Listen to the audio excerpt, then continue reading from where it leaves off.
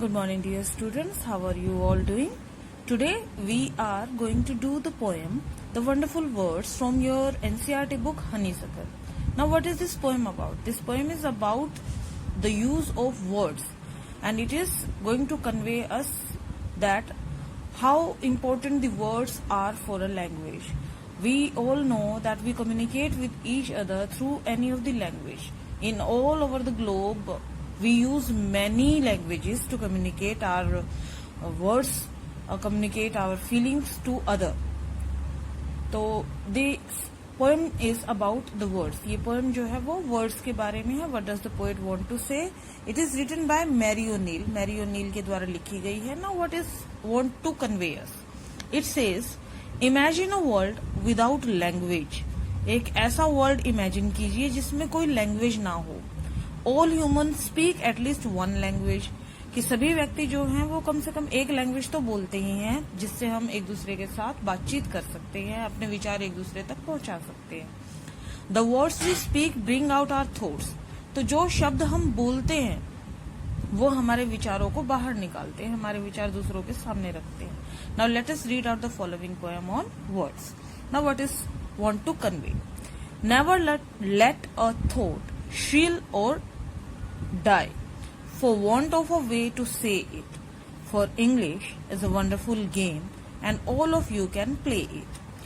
What does the poet want to convey through this segment of the poem? He wants to say that never let a thought shrill and die. हमारी किसी भी विचार को हमें कमजोर नहीं पड़ने देना चाहिए और मरने नहीं देना चाहिए. यानी हमारे मन में अगर कोई विचार आ रहा है तो हमें वो प्रेजेंट करना चाहिए, इसे खत्म नहीं होने देना चाहिए.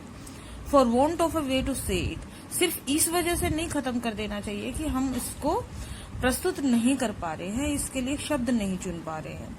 क्यों? क्योंकि English is a wonderful game, कि इंग्लिश जो है एक वंडरफुल गेम ऑफ वर्ड्स है जिसे आप सभी बड़े आसानी से प्ले कर सकते हो. यानी इंग्लिश एक ऐसी लैंग्वेज है जिसमें वर्ड्स का इस्तेमाल बड़ी ही खूबसूरती से होता है और आप अपने विचारों को दूसरों के सामने प्रस्तुत कर सकते हो. And it is easy like a game. All that you do is mash the words to the brightest thoughts in your head. In 2 lines में पोएट हमसे ये कहना चाह रहे हैं कि सबसे जरूरी चीज क्या है कि हम अपने विचारों को उन शब्दों से मैच करें जो हमारे दिमाग में है. हमारे जो विचार है, हमारे जो ब्राइटेस्ट थॉट्स है, हम उन विचारों को अपने शब्दों के साथ मैच करना जरूरी है. हम उनके साथ अगर मैच कर दे तो हम अपने विचारों को दूसरों के सामने बड़ी आसानी से रख सकते हैं. So that they came out clear and true. अगर हम ऐसा कर पाते हैं तो हमारे जो विचार है वो क्लियर होंगे और ट्रू होंगे. And handsomely groomed and fed, और वो ऐसे लगेंगे जैसे उन्हें हैंडसमली ग्रूम किया गया हो. अब हैंडसमली ग्रूम्ड का मतलब होता है किसी चीज को अच्छी तरीके से सजाना संवारना. एंड फेड, फेड का मतलब होता है अच्छे से खिलाना पिलाना. तो यहाँ हम कह रहे हैं कि शब्दों के जरिए आप अपने विचारों को अच्छी तरीके से प्रस्तुत कर सकते हैं, उन्हें सजा सकते हैं, संवार सकते हैं, यानी अपनी बात को एक अच्छे तरीके से दूसरों के सामने रख सकते हैं. For many of the loveliest things have never been yet said, कि आगे पोएट कह रहे हैं क्योंकि हमें ऐसा करना जरूरी होता है, हमारे शब्दों को अच्छी तरीके से यूज करना अपने विचारों को प्रस्तुत करने के लिए बहुत जरूरी होता है, क्योंकि बहुत सारी ऐसी खूबसूरत चीजें हैं जो शायद आपने अभी तक कही नहीं है, आपने अभी तक उनको दूसरों के सामने रखा नहीं है. हमारे विचार जो है बिना शब्दों के अभी दूसरों के सामने आए नहीं है. Words are the food and dress of thought. इन्होंने कहा कि शब्द जो होते हैं वो हमारे विचारों के लिए फूड और ड्रेस का काम करते हैं. जैसे फूड हमें एनर्जी देता है, ड्रेस हमें खुद को खूबसूरत दिखाने में, खुद को अच्छा दिखाने में, दूसरों के सामने प्रेजेंट करने में हेल्प करते हैं.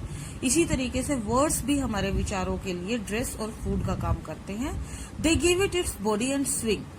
शब्द ही है जो हमारे विचारों को उसका शरीर, उसका आकार देते हैं और उसका उभार देते हैं. And every one's longing today to hear. Longing मतलब इच्छा करना, ईगर होना. और हर कोई व्यक्ति है जो सुनना चाहता है. क्या सुनना चाहता है? Some fresh and beautiful thing, कि हमारे अराउंड जितने भी व्यक्ति होते हैं, जितने भी लोग होते हैं, वो कुछ नया और कुछ खूबसूरत, कुछ अच्छी चीजें हमसे सुनना चाहते हैं. यानी सभी लोग जो हैं वो हमसे कुछ ना कुछ अच्छा सुनना चाहते हैं. But only words can free a thought. लेकिन हम ऐसा कब कर पाते हैं हम ऐसा तब कर पाते हैं जब हम अपने शब्दों को बड़े ही अच्छे तरीके से दूसरों के सामने प्रस्तुत करते हैं, क्योंकि शब्द ही ऐसी चीज होते हैं जो हमारी थॉट्स को, हमारे विचारों को फ्री करते हैं, आजाद करते हैं। किससे आजाद करते हैं? From its prison behind your eyes. Prison का मतलब होता है जेल। बिहाइंड योर आईज यानी आपकी आंखों के पीछे, यानी आपके मन में, आपके दिमाग में बहुत सारे ख्याल होते हैं जो ऐसे होते हैं जैसे कि किसी जेल में कैद हो। यानी आपके दिमाग में बहुत सारे विचार कैद होते हैं जिन्हें अभी आजाद किया जाना चाहिए, जिन्हें आप सामने अगर लाना चाहते हो तो आपको उन्हें उस प्रिजन से, उस जेल से, उस कैद से बाहर निकालना होगा। और वो कैसे कर सकते हैं आप अपने विचारों को तब आजाद कर सकते हो जब आप शब्दों का सही इस्तेमाल करें। आप सही शब्दों का इस्तेमाल करके ही अपने विचारों को अपने दिमाग से बाहर निकाल सकते हैं। Then it says, maybe your mind is holding now a marvellous new surprise. इन्होंने कहा कि शायद आपके दिमाग में अब भी ऐसे बहुत से खूबसूरत विचार हैं जो कि एक मार्वलस न्यू सरप्राइज साबित हो सकता है। यानी हो सकता है आपके मन में उठने वाले ऐसे बहुत सारे विचार हो जो आपने अभी तक किसी के सामने प्रस्तुत नहीं किए हैं। तो आप अपने शब्दों को जब अच्छे तरीके से इस्तेमाल करोगे, खूबसूरत शब्दों का इस्तेमाल करोगे, सही शब्दों का इस्तेमाल करोगे, तो आप अपने विचारों को दूसरों के सामने बड़े ही अच्छे तरीके से रख सकते हैं और दूसरा व्यक्ति जो है आपकी बातों से प्रभावित होगा।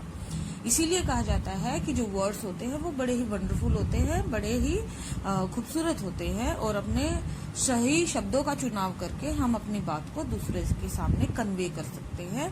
और शब्दों से ही जो है वो एक लैंग्वेज बनती है, एक भाषा बनती है और हम अपनी बात दूसरों के सामने आसानी से रख पाते हैं और दूसरा हमारी बात को अच्छे से समझ पाता है।